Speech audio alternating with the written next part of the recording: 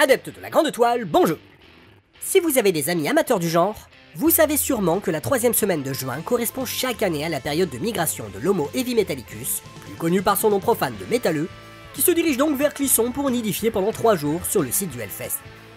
Et comme nous faisons nous-mêmes partie du troupeau chaque année, on s'est dit qu'avant d'aller rejoindre nos congénères, on allait consacrer un petit épisode à la référence absolue de tout film sur le métal, j'ai nommé bien évidemment This is Spinal Tap.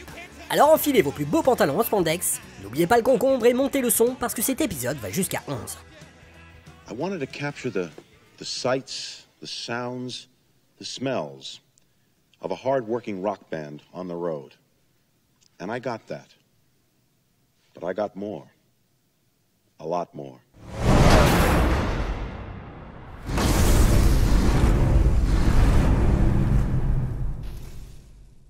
Bon, pour ceux qui ne connaissent pas encore This is Spinal Tap par cœur, ou pire, qui ne l'ont encore jamais vu, on va commencer par une petite présentation du film.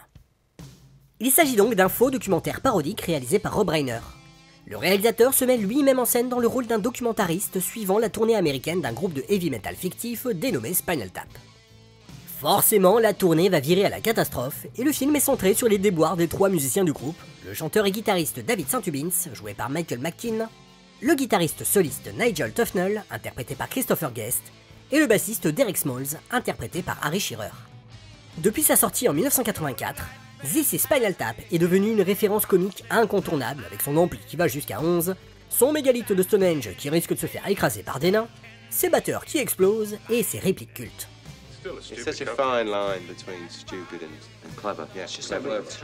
Du coup, on oublie facilement que ce film était à l'origine un projet extrêmement casse-gueule porté par Rob Reiner, Michael McKean, Christopher Guest et Harry Shearer.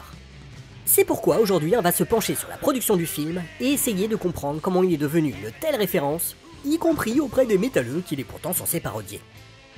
A l'origine de Spinal Tap, il y a la production en 1978 du pilote de The TV Show, une émission à sketch sur le principe du Saturday Night Live, regroupant entre autres Rob Reiner, Michael McKean, Christopher Guest et Harry Shearer. A l'époque, tous les 4 sont acteurs de télévision pour diverses sitcoms américaines, mais l'écriture de cette émission est l'occasion de travailler ensemble. Lors des séances d'écriture, ils se rendent vite compte qu'ils sont tous les 4 musiciens, et tous les 4 passionnés de hard rock. Tout naturellement, un des sketchs du pilote sera donc une fausse émission de variété, où Rob Reiner, parodiant le légendaire DJ américain Wolfman Jack, présente un groupe fictif composé de 3 autres acteurs, Spinal Tap. Si le pilote de The TV Show ne sera diffusé qu'une fois et ne donnera pas lieu à une émission régulière, le tournage du sketch sur Spinal Tap a permis à McKean, Guest et Shearer de s'amuser en incarnant leurs personnages. Petit à petit, ils réalisent que l'alchimie entre les 3 acteurs fonctionne, et l'idée germe de reprendre le concept pour en faire quelque chose de plus conséquent. D'autant que Rob Reiner, jusque-là connu en tant qu'acteur, a l'ambition de passer à la réalisation. L'idée fait donc son chemin jusqu'en 1982, date à laquelle les 4 compères arrivent à convaincre la société Marble Arc de financer l'écriture d'un script autour de Spinal Tap. Le problème, c'est qu'ils souhaitent reproduire sur grand écran la spontanéité et l'alchimie qui se dégagent de leurs improvisations en tant que Spinal Tap. Et ça, c'est impossible à retranscrire dans un script où les dialogues sont écrits à l'avance. Avec l'aide de la productrice Karen Murphy, ils utilisent donc leur maigre budget pour engager Peter Smokler, un caméraman rompu au documentaire et au cinéma vérité.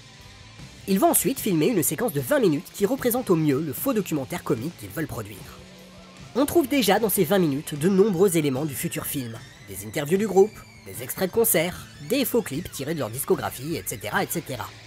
Certaines scènes seront même réutilisées telles quelles dans This is Spinal Tap.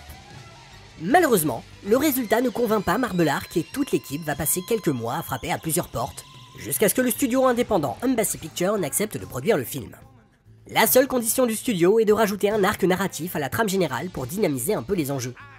En plus de raconter la progressive déchéance d'un groupe de heavy metal avant leur sauvetage in extremis par le public japonais, le film mettra donc aussi en scène la détérioration de la relation entre Nigel Tufnell et David St-Hubbins, causée par l'influence grandissante de la copine de ce dernier, Janine Pettibone, incarnée par June Chadwick. Fidèle à la méthode qu'il s'était fixée, l'équipe commence donc le tournage sans aucun script.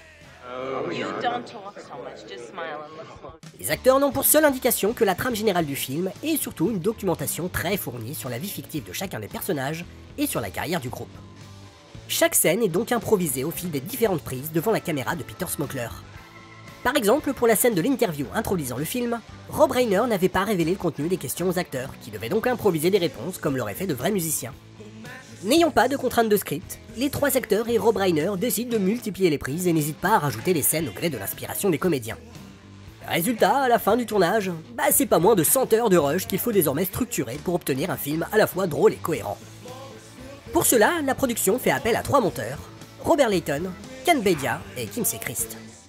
Le trio se rend vite compte qu'il va falloir non seulement supprimer énormément de scènes et d'arcs narratifs secondaires qui ne fonctionnent pas, mais aussi réassembler certaines scènes à partir de prises complètement différentes pour obtenir des versions composites avec un maximum d'effets comiques. Pour cela, ils décident d'employer une méthode un peu inhabituelle et de se focaliser en priorité sur le montage sonore, de façon à mettre particulièrement en avant les qualités d'improvisation des comédiens. Ce n'est qu'ensuite qu'ils essaient de trouver un montage visuel qui colle avec le rythme des paroles, quitte parfois à laisser de faux raccords si le montage sonore fonctionne. Une des astuces auxquelles les monteurs vont avoir souvent recours consiste à montrer non pas la personne qui parle, mais plutôt ses interlocuteurs. Cela a le double avantage d'offrir un peu plus de liberté dans le choix des images, et surtout de renforcer l'aspect documentaire en montrant à quel point les protagonistes prennent leur situation au sérieux, ce qui en retour rend le résultat encore plus drôle pour un spectateur parfaitement conscient du ridicule de la chose.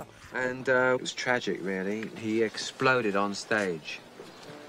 Au terme de 9 mois de montage, Robert Layton, Ken Bedia et Kinsey Christ, aidés par le réalisateur et les 3 acteurs, sont parvenus à un résultat final d'une durée de 82 minutes et d'une efficacité redoutable. Mais malheureusement, à la sortie du film en 1984, le succès est plus que modeste. D'une part, Embassy Pictures ne sait pas trop comment vendre le film. Le studio souhaite dans un premier temps surfer sur le succès des parodies à la Y a-t-il un pilote dans l'avion. Mais l'équipe de créateurs s'y oppose clairement. Eux préfèrent continuer à jouer la carte du faux documentaire. Ce qui n'est pas sans poser de problème, puisqu'une partie du public va alors prendre le film pour un véritable documentaire sur un groupe inconnu, ce qui ne motive pas vraiment à se déplacer en salle. Mais malgré cet accueil mitigé, la réputation du film va très vite grandir dès sa sortie en vidéo, en particulier auprès des fans de heavy metal. Cet engouement s'explique par 2 raisons principales. La première, c'est qu'il est évident que les auteurs du film connaissent leur sujet. Énormément de gags sont des références à l'univers du rock et du métal. Have you any idea what it will cost to dress up the band as animals?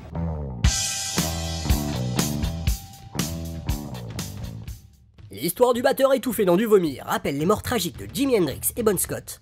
Le rôle de Janine dans la dissolution du groupe renvoie aux accusations similaires à l'encontre de Yoko Ono. La pochette sexiste de l'album Smell the Glove évoque par exemple la pochette elle aussi censurée de l'album Slippery When Wet de Bon Jovi.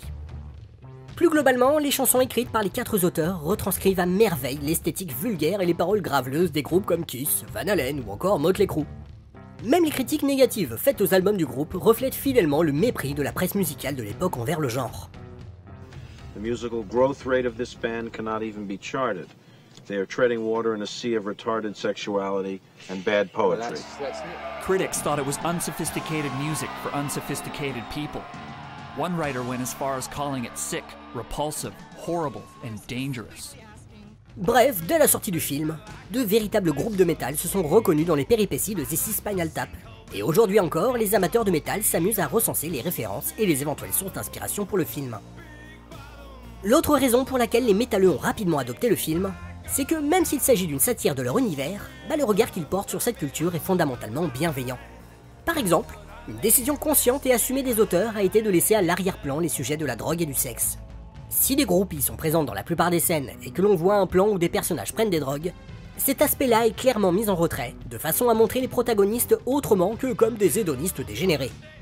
Le film les montre certes comme des idiots immatures, mais au final ils sont suffisamment inoffensifs pour être attachants.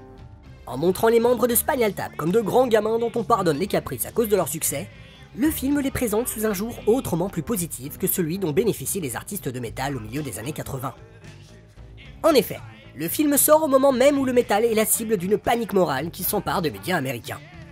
Dans ce qui reste encore aujourd'hui un cas d'école d'hystérie médiatique, des rumeurs de cultes satanistes disséminées un peu partout aux USA vont être relayées par les médias et mener à une vague de suspicion envers tout ce qui a peu ou prou trait à l'occultisme. Et ça ratisse large parce que ça inclut évidemment le heavy metal, mais aussi des jeux de rôle comme Donjons et Dragons. Ainsi, en 1982, le télé-évangéliste Paul Crouch accuse Led Zeppelin de vouloir endoctriner la jeunesse en cachant un message sataniste inversé dans la chanson Stairway to Heaven. Listen for Here's to my sweet Satan. Here's to my sweet Satan. Did y'all hear that? En 1985, plusieurs groupes de métal sont la cible du Parent Music Resource Center qui vise à dénoncer les musiciens à la production jugée inappropriée. En 1986, Ozzy Osbourne est attaqué en justice par la famille d'un fan qui estime que la chanson Suicide Solution a poussé leur enfant à se suicider. En 1990, Judas Priest est accusé d'avoir provoqué la tentative de suicide de 2 fans par le biais d'un message subliminal dans leur reprise de la chanson Better By You, Better Than Me. Bref, à une époque où le métal était largement vilipendé, on peut comprendre que la bienveillance de Spinal Tap envers le genre ait été particulièrement bien accueillie par les fans. De plus, This is Spinal Tap aura réussi à étendre sa réputation au-delà des fans du métal des 80s. Au début des années 90, lorsque le grunge et plus largement le rock indépendant prennent d'assaut le mainstream, un groupe comme Nirvana ne peut que célébrer un film comme Spinal Tap, qui aborde par la satire tous les travers que Kurt Cobain déteste dans le métal. En cela, le film réussit le tour de force de mettre d'accord à la fois les amateurs et les détracteurs de heavy metal. Mais au final, ce qui contribue réellement à la longévité du film, c'est sa parfaite imitation du style documentaire. Plus encore que Don't Look Back, qui était indéniablement une référence pour les auteurs, Spinal Tap évoque surtout des films comme Hit the Document, Cocksucker Blues ou encore Bird on the Wire, ce genre de documentaire qui montre des artistes sous un jour assez peu favorable et finissent par être mis à l'index. On peut aussi comparer les quelques scènes montrant les fans du groupe avec le mini-documentaire culte Heavy Metal Parking Lot pour se rendre compte à quel point Spinal Tap est parvenu à cerner la culture métal des années 80. Heavy metal rules. All that punk shit sucks. It doesn't belong in this world. It belongs on fucking Mars, man. What the hell is punk shit? Le film parvient donc à traverser les époques parce que malgré son aspect parodique, il sonne vrai. Évidemment, le genre du faux documentaire comique, le mockumentaire que le film a initié, a été largement repris ailleurs. Et des œuvres comme The Office, The Sick of It, Borat ou encore C'est arrivé près de chez vous doivent énormément à This is Spinal Tap. De la même façon, la logique du protagoniste qui commence au fait de sa gloire avant de connaître un déclin rapide, suivi d'un retour en grâce, a largement inspiré des comédies comme Zoolander, Talladega Nights, Ron Burgundy ou encore Fatal Bazooka. Mais malgré tout, ceux qui ont le plus provoqué de références à Spinal Tap, ce sont des films comme Some Kind of Monster ou Anvil, c'est-à-dire de véritables documentaires où les artistes filmés dévoilent leurs défauts et leurs faiblesses.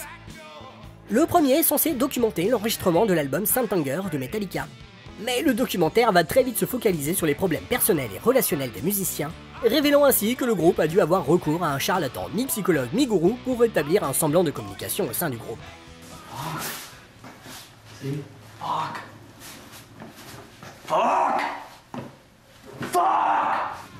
Dans Anvil, The Story of Anvil, il est donc question d'Anvil, un groupe prometteur de thrash metal dans les années 80 et dont la carrière a depuis périclité. Tout comme dans This is Spinal Tap, le film montre une tournée du groupe qui vire à la catastrophe avant un final face à une salle pleine lors d'un festival au Japon. Mais plus que des similitudes narratives, ce qui rapproche Anvil de This is Spinal Tap tient dans son attachement et sa tendresse envers ses protagonistes. Okay, so let's just go play and we get on with it. Anyway, the place is jam fucking packed. Que Spinal Tap apparaisse comme un point de comparaison presque incontournable alors qu'on parle de véritables documentaires montre à quel point le film est parvenu à toucher quelque chose de vrai. Et c'est probablement pour cela que les 3 acteurs ont pu continuer à faire vivre le groupe bien au-delà du tournage du film. Spinal Tap aura ainsi enregistré 2 albums en 1992 et en 2009. En plus de ses propres tournées, il aura participé à des concerts événements comme le concert hommage à Freddie Mercury en 1992 ou le Live Earth en 2007. La contrepartie étant qu'à part Rob Reiner, qui poursuivra une carrière de réalisateur à succès, l'équipe à l'origine du film aura du mal à s'en détacher.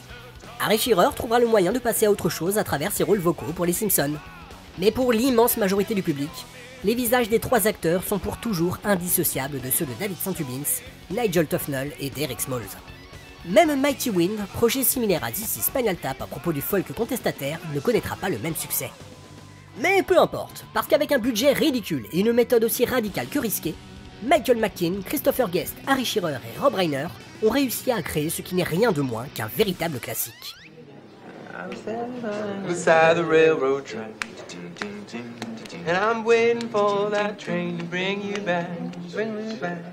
If she's not on the 519, then I'm gonna know what sorrow means, and I'm gonna cry, cry, cry all the way home. All the way home, all the way home, all the way home, all the way home.